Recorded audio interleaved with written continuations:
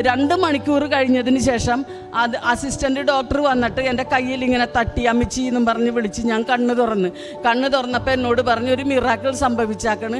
Sambasivan juice 1/2 glass juice കൊടുത്ത് return എടുക്കാൻ കണക്കാക്കി കൊടുത്ത ജ്യൂസ് ശരിയായ റൂട്ടിലൂടെ സഞ്ചരിച്ച് ആമാശയത്തിലെത്തി ദഹനം ചെയ്ത് അവർ സ്ക്രീനിൽ കണ്ടുകൊണ്ടിരിക്കുകയാണെന്ന് പറഞ്ഞു.